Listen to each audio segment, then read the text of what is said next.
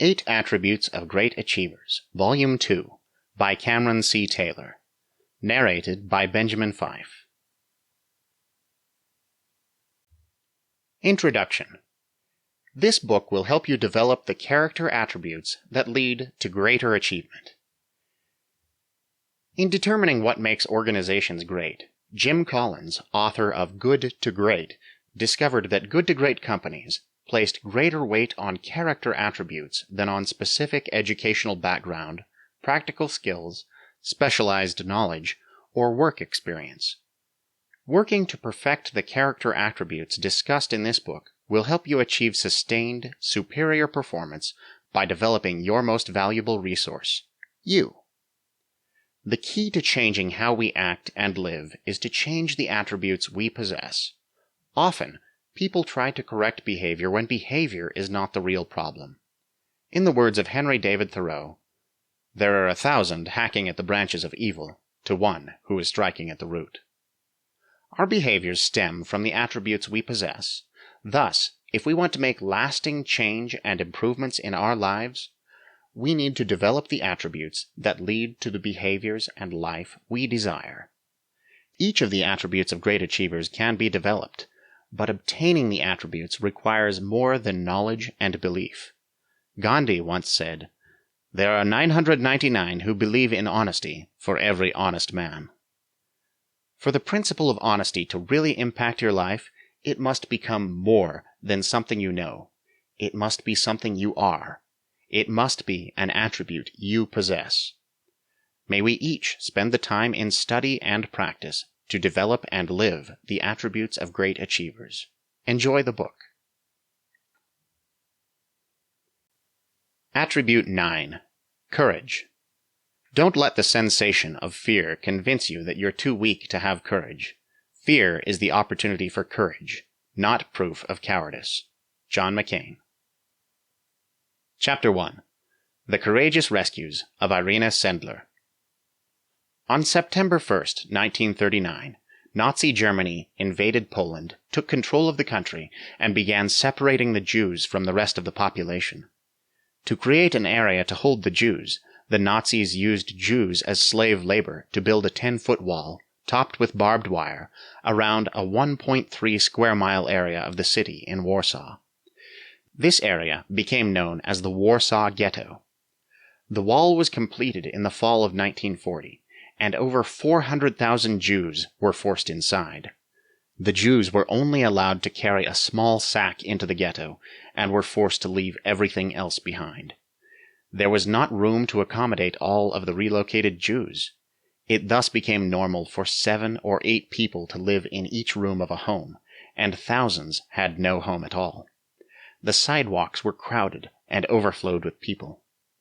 Guards were stationed at the 22 gates in and out of the ghetto, and any Jew found outside of the walls was shot. With the Jews separated from society, the Nazis issued a decree to begin rationing food.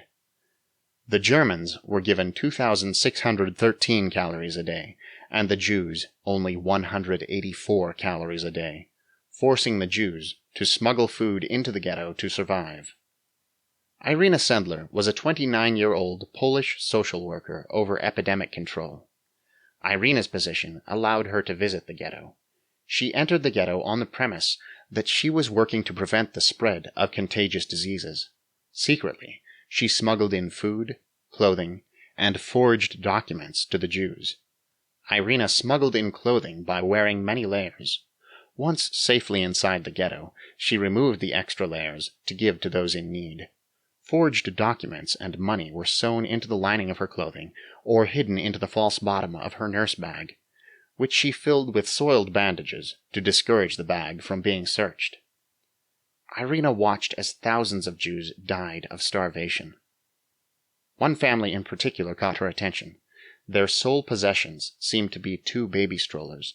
The father pushed 3 children in one, while the mother pushed 3 more in another. They sang old Yiddish songs, and their voices were beautiful. Over that first winter, Irena gave them a few coins every day, and listened to their singing. After some months, she noticed that the mother and father were accompanied by only 4 children, and then 3. Eventually, one stroller disappeared, as did the family's shoes and their coats. Finally, only the father and mother were left. They still managed to sing, but the mother was skeletal and weak, and the father had to push her in the stroller. Then she too was gone, and there was no more singing. Irena realized that the only hope of saving these people was to get them out of the ghetto. She knew the task would be difficult and filled with great risk. Every Pole knew what happened to families who were caught helping the Jews. According to eyewitnesses, the family would be lined up in the street, in full view of their neighbors. First, the father was shot. Then the mother was made to watch as her children were killed, one at a time. First, the Jewish children the family had been hiding, then her own. Finally, the mother was executed. Their bodies were left in the street as a warning to the other Poles until the morgue wagon came for them the next day. Irena developed a plan to rescue children from the ghetto. She would need forged documents to create new Aryan names and identities for each child she smuggled out, and she would need to find families willing to take in a Jewish child. With the sources for documents and leads to foster families in place, Irena searched for methods to smuggle the children past the guards. There was a courthouse that straddled the wall of the ghetto. One side of the courthouse was within the ghetto, and the other side was in Aryan Warsaw. Irena obtained the help of a janitor at the courthouse, who unlocked passageways to allow her and the children to enter and exit undetected. Irena smuggled out 3 to 4 orphans a week and placed them with foster families, orphanages, and various convents. Irena wanted to be sure that following the war each child's name was restored so they could be reunited with any surviving relatives. Though many believed that keeping the list of names was too risky, Irena insisted that the names be preserved. They knew that if the list were found, it would be a death sentence for each of the Jewish children and the families or organizations assisting them. However, she believed that all the children deserved to know their real name and the names of their families. She took the list to a friend's home and buried the names in a glass jar under an apple tree.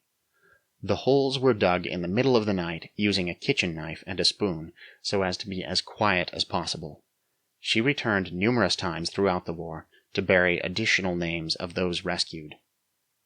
When one of Irena's couriers, a 19-year-old girl named Helena, was captured by the Nazis while smuggling a 4-year-old orphan out of the courthouse, the rescue efforts were temporarily suspended. Helena was taken to prison and tortured. Irena felt totally responsible for Helena's imprisonment, believing she should have insisted on more precautions. She was also concerned that the Nazis had knowledge of her network and rescue efforts. Each day, the Nazis placed posters with the names of individuals executed for assisting the Jews. 2 days after Helena's arrest, her name appeared on the poster. Irena waited for a week following Helena's arrest to see if the Gestapo would come for her or others in their network. The Gestapo never came, and the rescue efforts resumed. With the locks at the courthouse changed, they had to develop new methods to smuggle out the children. Some of the children were sedated and placed among the corpses taken by the morgue wagon from the ghetto. Infants were smuggled in the bottom of a toolbox.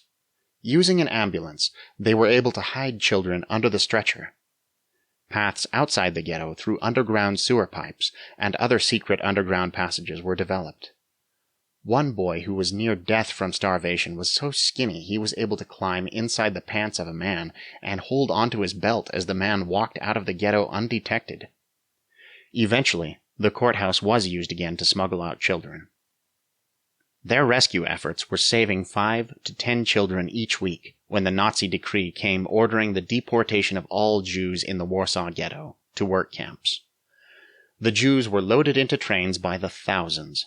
Word soon came back that those taken from the ghetto were not taken to work camps, but were taken to the Nazi extermination camp, Treblinka. The Nazis began deporting Jews from the ghetto at a rate of over 5,000 a day. Irena knew they must do more, and quickly, to save as many children as possible from execution. It required greater risk and an expansion of the network, but through their efforts they began saving around 15 children a day. Eventually, the ghetto was completely destroyed, and no one was left to save. The Treblinka extermination camp was in operation between July 1942 and October 1943, and resulted in the murder of more than 800,000 Jews. Irena and her supporting network had rescued 2,500 children. Irena had secured the name of each child, their new name, and their location in the jars buried under the apple tree. With no more children to save, Irena turned her efforts to supporting the rescued children and the foster families, convents, and orphanages that cared for them.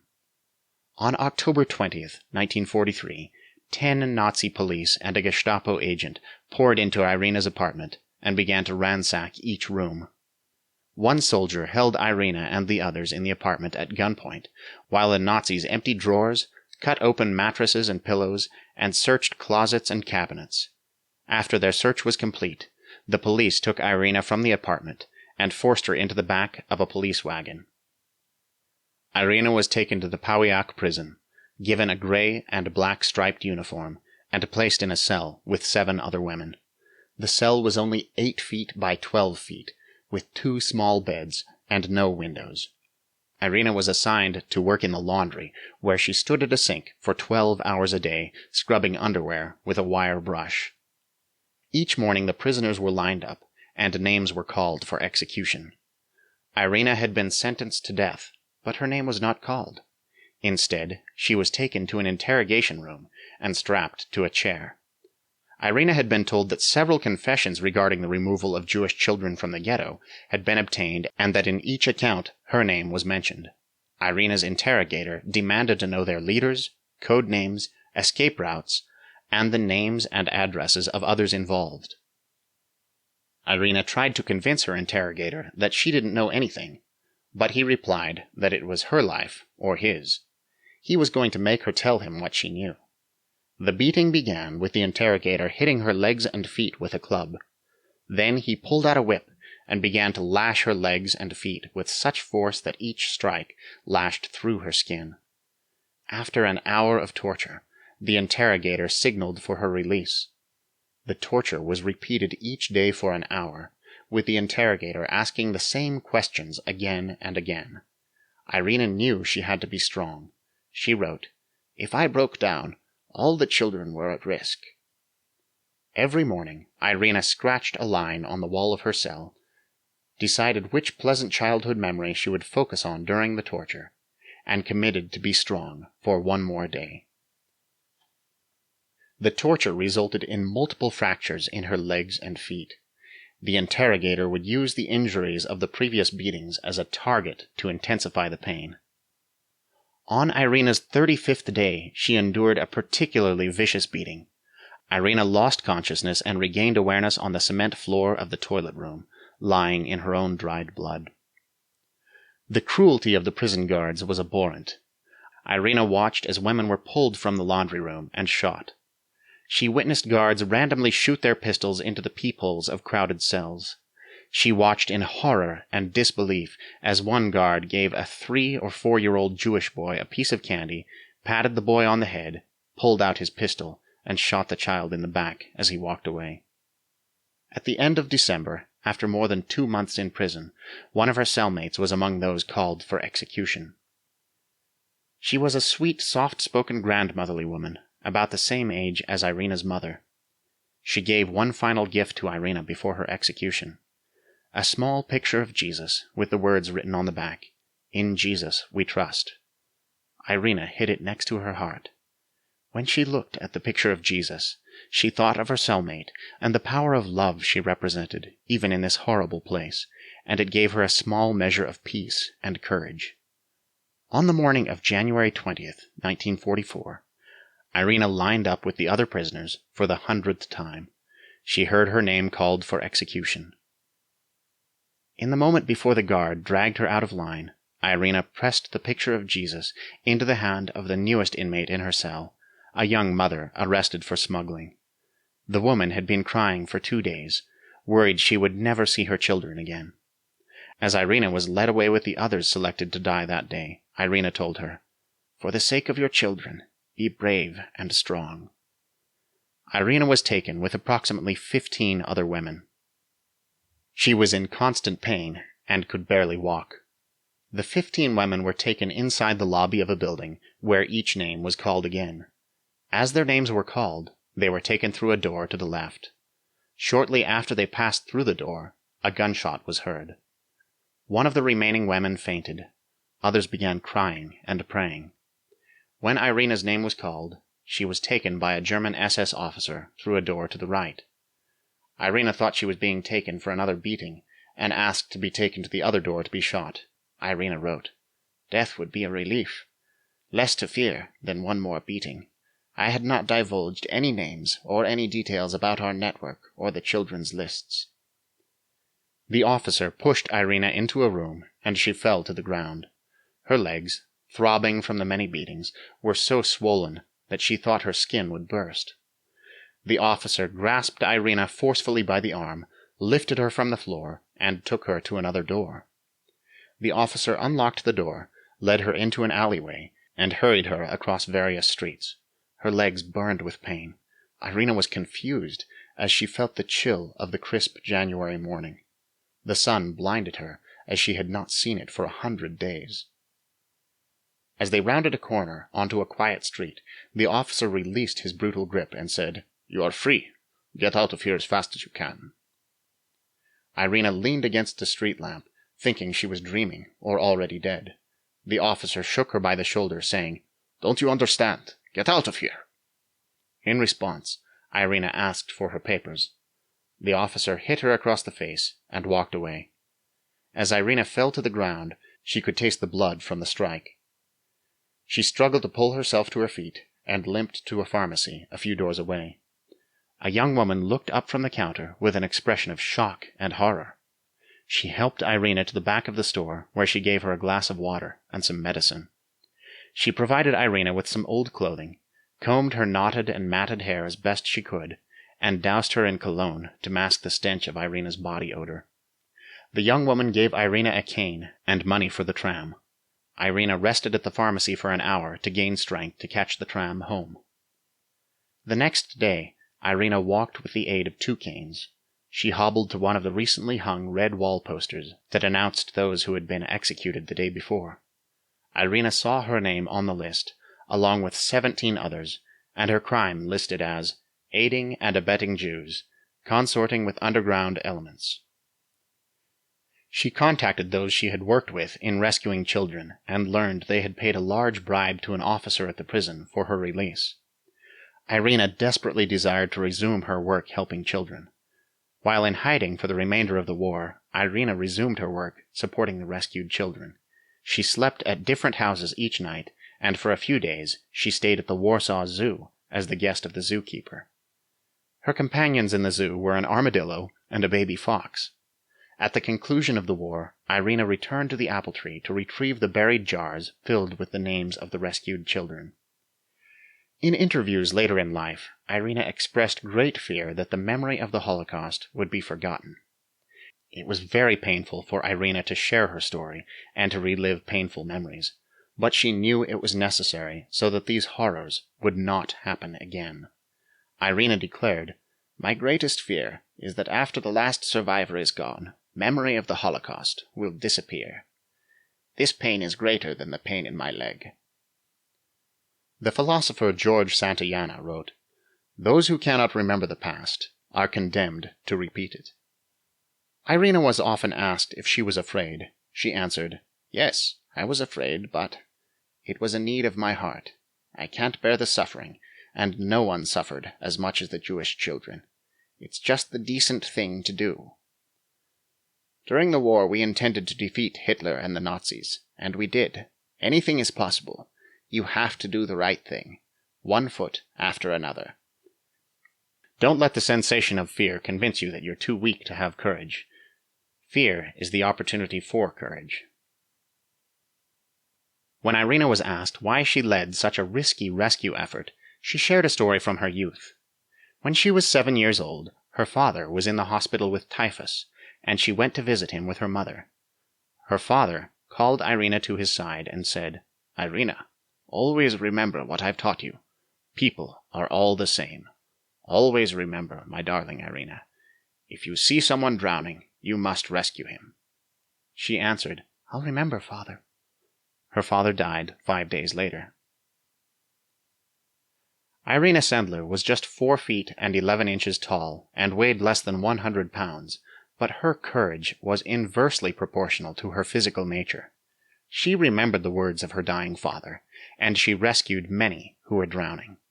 Although she passed away on May 12, 2008, at the age of 98, her example of courage lives on. We must have in our memory models of courage like Irena Sendler to give us the strength to act even when we are afraid. Attribute 10. Love. I know how difficult it is to follow this grand law of love, but are not all great and good things difficult to do? Whether mankind will consciously follow the law of love, I do not know, but that need not disturb us. The law will work just as the law of gravitation works, whether we accept it or not. Mahatma Gandhi. Chapter 2. The 6 Love Languages of Business and Life. Love is the ultimate and the highest goal to which man can aspire. Viktor E. Frankl. Love is the great facilitator of leadership, the sine qua non. Sine qua non is a Latin phrase meaning without which not. If love is not present, true leadership will not occur. When we truly love others without condition, without strings, we help them feel secure and safe and validated and affirmed in their essential worth, identity, and integrity. Their natural growth process is encouraged. We make it easier for them to live the laws of life, cooperation, contribution, self-discipline, integrity, and to discover and live true to the highest and best within them. There is nothing more powerful than the principle of unconditional love when influencing others for good. Just as it requires work and effort to cultivate a garden, it also takes work and effort to cultivate loving relationships. An unattended garden or relationship only grows weeds. The former CEO of General Electric, Jack Welch, knew that he needed to treat people in a first-class way if he wanted to attract and keep the best. Here are 6 things you can do to cultivate loving relationships in your professional and personal life. 1. Give sincere compliments. I resolve to speak ill of no man, and speak all the good I know of everybody. Benjamin Franklin. There is a great good inside of everyone, you just have to look for it. There is a natural tendency to point out when someone does something wrong, and to say nothing when they do something good. We must train ourselves to look for the good in people and their actions. Then we must express what we see with a verbal or written compliment and hold our tongue when we are inclined to criticize. People need and want to be complimented. Compliments bring out the best efforts in people by uplifting and motivating them. Even if people make mistakes,